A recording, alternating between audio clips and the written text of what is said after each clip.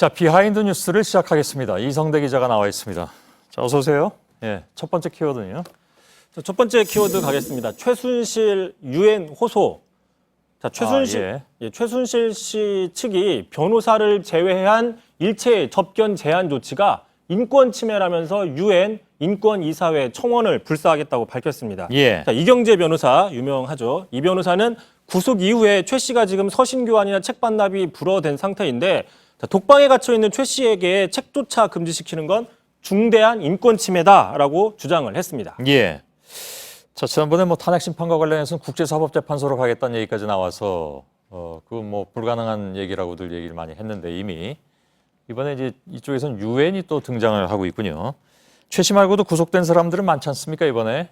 이들도 접견 제한이나 아니면 책 반입 금지 이런 조치들을 받고 있나요? 다 그런 건 아닙니다. 예. 대표적으로 차은택 씨 같은 경우에는요. 지금 열심히 영어 책을 보면서 영어 공부를 하고 있다고 합니다. 영어 그런가요? 열공 중이고요. 또 예. 소설도 많이 본다고 하는데 자, 모든 것을 기억하는 남자 같은 소설. 제목이 상당히 의미심장하긴 합니다. 예. 이런 책들도 보고 있고 또 블랙리스트로 구속된 사람이죠. 김기춘 전 실장하고 조윤선 전 장관.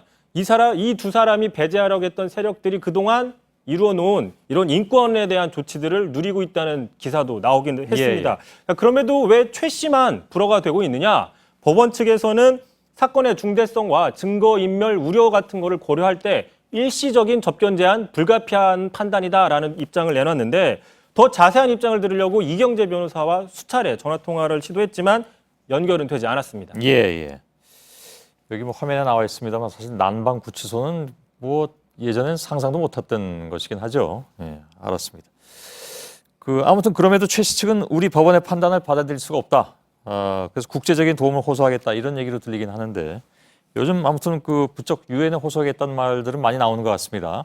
그렇습니다. 말씀하신 것처럼 그런 상황인데 지난달이었죠. 대통령 측 대리인단이 헌재에서 이렇게 주장을 했습니다. 부당한 변론권 제한은 위헌이며 국제적으로도 유엔 인권위원회에 제소 사유가 된다라고 주장을 했고 예. 또 지난 주말 친박단체 집회에서 한 재미 변호사는 박 대통령을 구하역을 하는데 구하지 못한다면 종국적으로는 국제사법재판소까지 가야 된다라고 얘기를 했습니다. 근데 말씀하신 것처럼 유엔 국제사법재판소는 국가 간의 분쟁을 다루는 국제기구이기 때문에 예. 우리나라 안에서의 이런 탄핵 심판은 대상 자체가 안 된다는 해석이 많습니다. 예.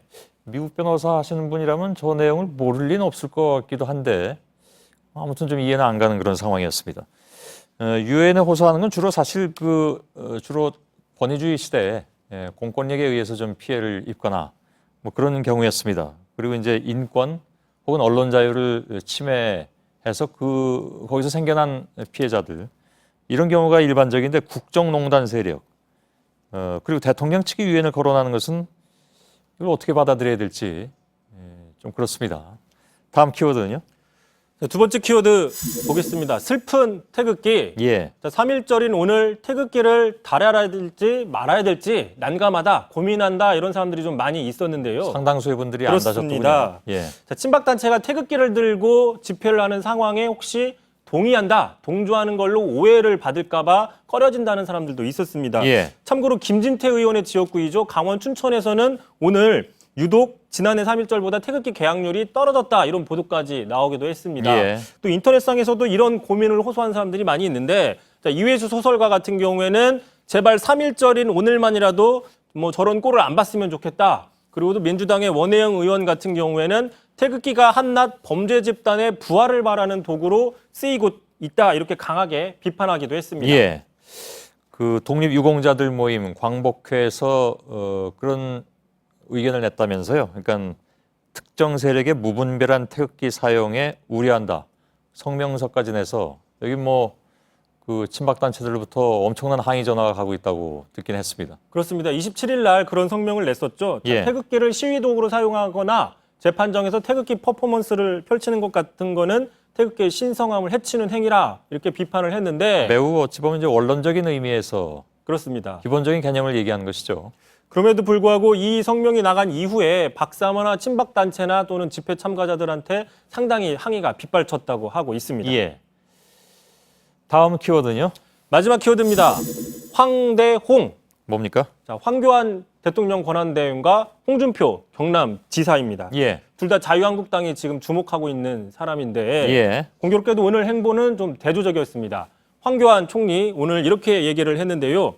한일 양국은 일본군 위안부 피해자 합의 취지와 정신을 진심으로 존중하며 실천하자라고 발언을 했습니다. 이 말이 어디서 했느냐? 다름 아닌 3.1절 기념 축사에서 한 겁니다. 그러니까 야권에선 당연히 반발을 했고 이 자리에 참석한 심상정 정의당 대표는 단상을 얻고 싶었다. 이렇게까지 격정을 토로하기도 했습니다. 예. 자, 반대로 홍준표 지사는 자신이 도청에서 3.1절 기념행사에서 위안부 합의는 외교가 아니라 뒷거래다. 나치의 유대인 학살과 같은 반인류 범죄라고 강력하게 발언을 했습니다. 예.